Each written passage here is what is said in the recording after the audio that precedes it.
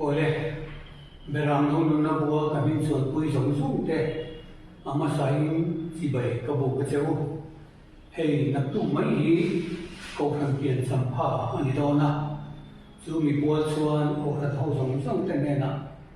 he hun dam taka mi roi chen tu kan pathian mi lom thu ka sari bok ani ti chuan kan ko thang hi kan hiat to min mi thung me sang ka chakwa som le pasaria alo pianga ti chuan ku som ni le panga kan han ni mi som ni le panga tha som pati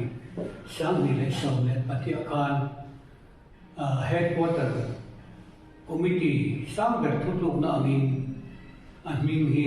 tha ania Christ Redemption Church CRC ti kan lo ni ta ti chuan tu na hen ko khan pian atangin kum som thu le pasari na kan lo theng do na tin CRC kan ya chang chuan kum som le pani na ani ve thung do na tin chu ba ka chuan ko khan hian sang kha chakwa sum ko le pali Mizoramina centenary kan long kum kum chiar nan kan mong tala Sumi kum chiar na kan man na atang chuan kum som thum na kan lo theng ve ta ani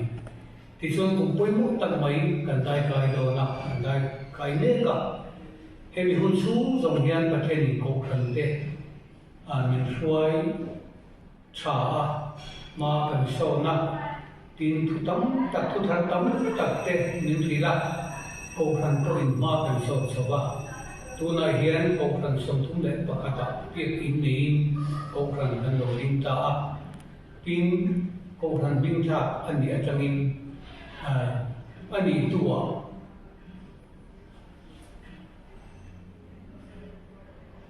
ni som hi le pathum chathum sang hi le som le pasari atang khan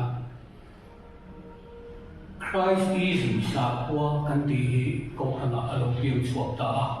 tuna chuan Christian living Christ is sa kwa ngin he ko kan ni kan kal ta ani ti te pha i kan soi non le dewa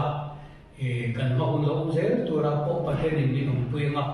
ko kan ho ten tho ho na tha tak te ne ya in dung ro taka malam pan tu ra thei to kan chuak e tu ka ti ya sumi tan chuan ko kan zong zong te kan som mo chewa tin kan ong bo tu kan pastor te an feri nan so no me de ma thei to pan suwa an mali zara ma kan som na sa le a so ti ro so ko kan khoi tu te le kan u pa ho te in pe na po afa ko ma tin ko kan zong zong te kan ran ro na te awangin he bi in eno mo sa kan tung ding so ba pastor ko tar te